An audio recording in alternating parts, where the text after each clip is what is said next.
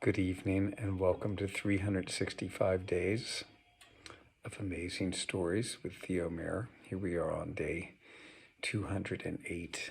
I'm continuing the story of the two Viziers from 1001 Arabian Nights.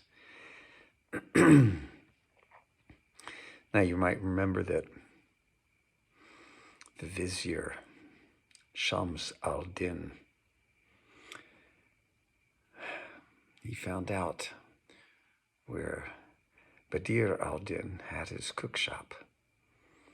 The man who made the pomegranate dessert that was better than his own mother's.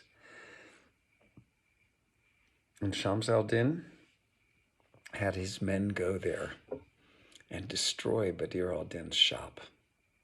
They tore it apart. They broke every dish, everything that could be used to make dishes and to enable him to be in business was destroyed.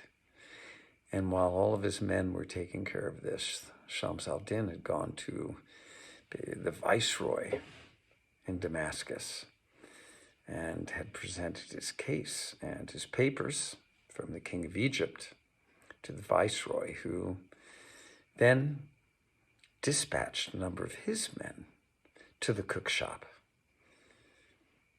By the time they got there, everything was destroyed and Badr al-Din was gone. Shams al-Din's men had taken Badr al-Din's turban and bound him with it. They had drug him away. This whole time, Badr al-Din is begging for mercy. He's asking for help from all the people that are watching this whole thing go on. All the people don't want to have anything to do with it. Much as it is today when somebody is experiencing great hardship, people shrink back. They don't want to stand up for injustice. They stand by and watch. Well, the crowd was commenting that Badr al-Din must have done something horrible in order to deserve such treatment.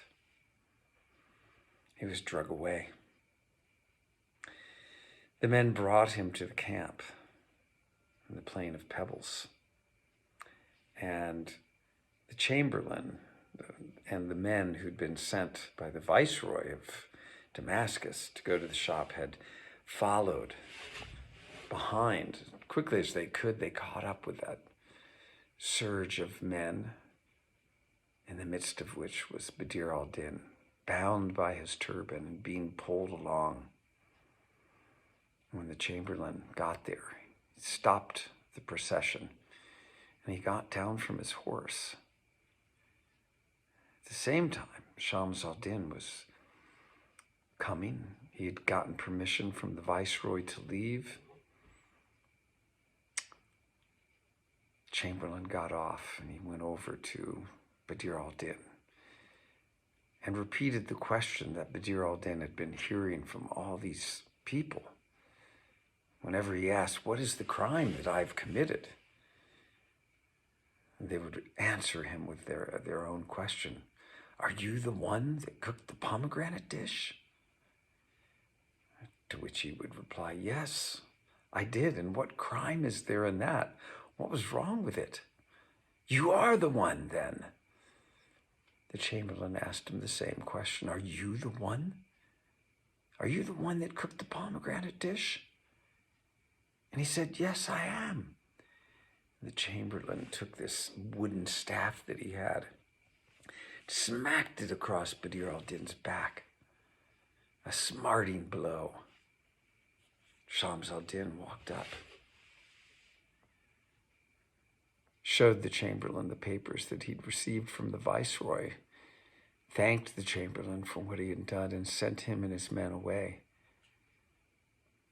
Then he called out to his men, and he said, "Pack, and we will go."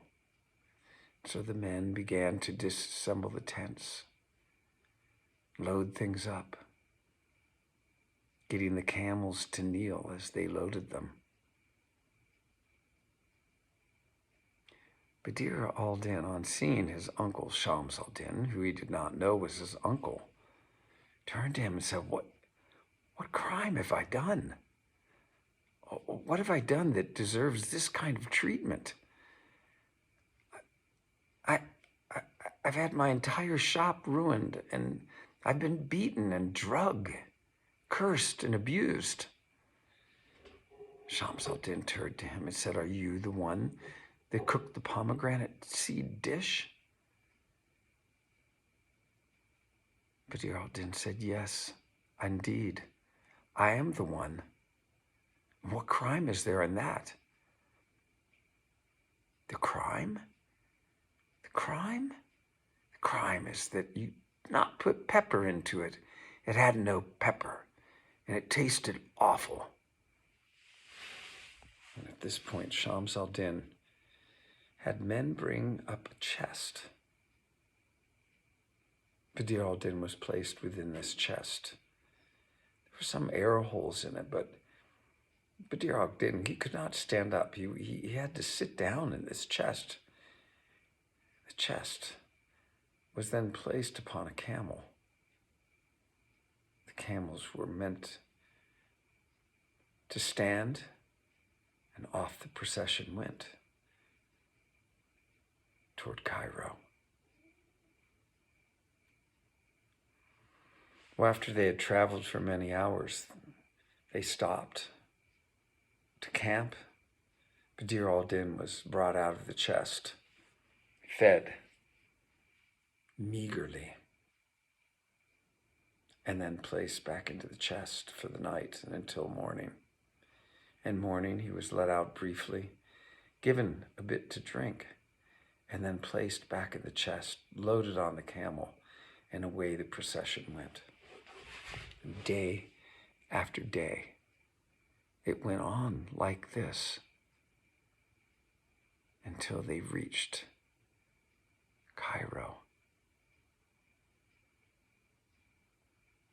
There was nary a day along the entire trip that Badr al-Din did not sob and weep,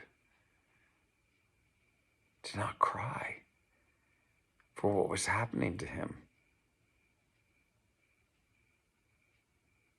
He would often be heard saying, there is no strength in but God, the Almighty, the Magnificent. For he could not understand what was going on. He could not fathom what was taking place and how he was in this situation of experiencing so much pain. Now the procession had stopped outside of the city of Cairo. And here, Badr al-Din was again let out of the chest. But we must stop the story. We'll stop it here and continue again tomorrow to find out what happens next. Hope you enjoyed. Thanks for joining.